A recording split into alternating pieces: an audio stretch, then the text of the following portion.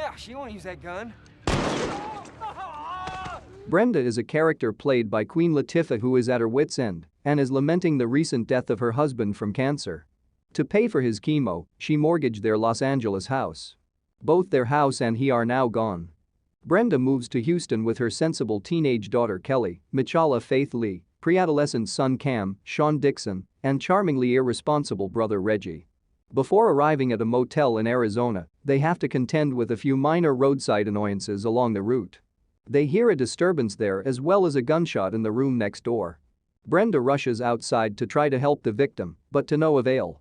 She then tells her family that she is an emergency room nurse, as if they didn't already know. The victim is also a thug who stole money from Mr. Cross, a cloak and dagger bad guy. Reggie is eager to follow suit. The movie employs a variety of techniques to maintain a consistent pace for its plot, which has characters who are always in danger.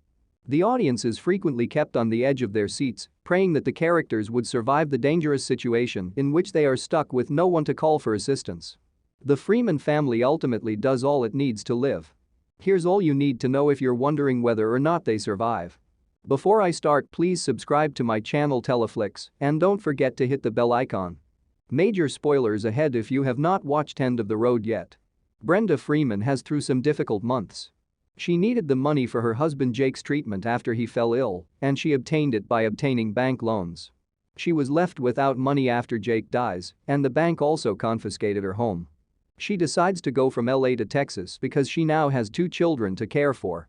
They are traveling for 3 days with Reggie, Brenda's brother. They are hoping to be at their destination before time runs out, since they cannot afford any delays or detours. Simply put, they lack the funds to cover unplanned expenses. The cheapest motel they could locate is where they stay for the first night of their journey. In the following room, a guy is killed later that evening. He had taken money from Mr. Cross, a drug lord with connections to the Sinaloa cartel. Brenda and Reggie attempt to assist the man when his attacker leaves him alone, but he dies shortly after. Brenda is unaware that Reggie has taken a bag of cash from the man's room.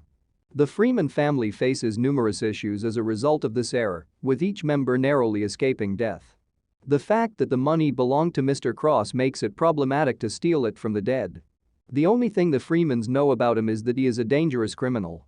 Although they have no notion of his appearance, the difficulty is that despite having never met them, he appears to know everything about them. The Freemans are aware that they can't rely on anyone, especially given the area's high concentration of white supremacists who wouldn't think twice about murdering the entire family. They come across a lifeboat in the form of Hammers, a police officer.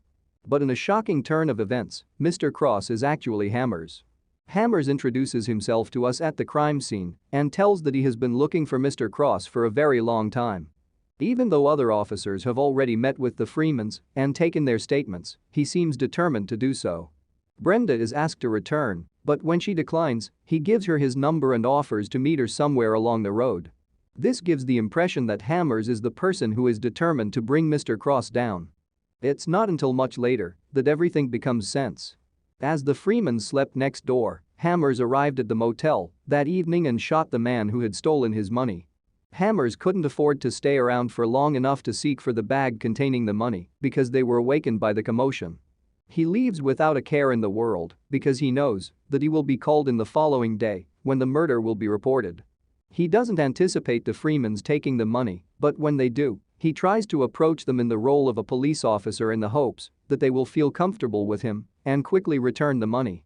Hammers decides to approach Brenda in a different way when she makes it plain that she won't return to the motel and will speak with him at her convenience.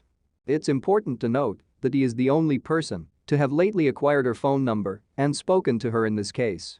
Brenda gets a call after Hammers is disconnected that appears to be from Mr. Cross. He phones her from a different number this time, hiding his genuine voice by using a voice modulator. Brenda doesn't make the connection when he asks her to bring the money back. Everyone around her thinks Mr. Cross is a cartel member who avoids contact with law enforcement. He turns out to be a real cop, though. When Hammers appears shortly after Cam's abduction, we learn more about his identity. He had stopped attempting to speak with Brenda in his formal position at this point. How did he know where she was going when she didn't tell him? How did he know where Kelly and Reggie were? Additionally, a real cop would have pulled Brenda over when a dispatch reported her for speeding, so they could approach her and ask her about the crime. Instead, knowing that Brenda is after his money, Hammers orders the other officers to back off and let her leave. Similar to Kelly and Reggie, Hammers asks both of them to duck down when he thinks a car is following them while they are in his automobile. They perceive it as a cartel attack by Mr. Cross. The truth is that Hammers didn't want anyone to notice the two black persons in his car because if they had been seen, Hammers would have a witness to his crimes after the Freemans were dead. While the audience is under the impression that Hammers is a good man, none of these warning signs make sense. But once we realize that he is Mr. Cross, everything he does starts to make sense. Reggie stealing Mr. Cross's money sets the Freeman's problems in motion. He had no idea that he was robbing a drug boss. He only knew that his sister was in severe need of assistance and that with the money in the bag, they would be able to start over and move on to a better situation. Brenda resists his attempts to persuade her to keep the money because she understands that it is blood money and that nothing positive can result from it. When the money gets them into trouble with Mr. Cross, her concerns are validated. In the end, one would assume that Reggie has learned his lesson by now given all the hazardous scenarios they managed to avoid. Reggie again asks Brenda to hold on to the cash as they flee from Hammer's residence. Reggie leaves the bag behind but steals some cash out of it after she rejects him once more. He obviously keeps his sister in the dark. He probably intended to keep the cash hidden until a suitable justification could be used to explain how he had suddenly found so much money. Reggie is unable to keep the money a secret in spite of his best efforts. Brenda, who is his sister, is aware of when Reggie is being coy. The Freemans eat breakfast at a diner after Mr. Cross has been dealt with and they are no longer in danger. Brenda takes one glance at Reggie and immediately assumes that he has done something wrong when he offers to pay for it. She orders him to return the money after he admits that he stole some of it from the bag. However, Mr. Cross's departure leaves no one to whom to return it. The Freemans are free to take the money and make whatever decisions they want with it because no one who knew about it is still alive. Brenda is compelled to change her mind and believes that it would be best for her family to spend that money to restart their life after learning that her children are in favor of Reggie's activities. Now that no one is after them, they may live in peace. The family is approached by two dangerously hostile, racist hillbillies in their pickup truck far into their road trip, but before the money enters the picture.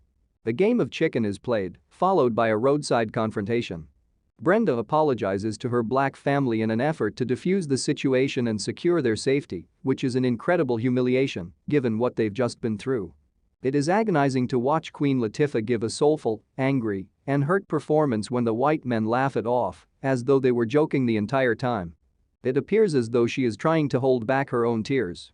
There are many crazy moments in this film, but not many real ones. But that small performance, which was also directed by a black woman, resonates achingly real.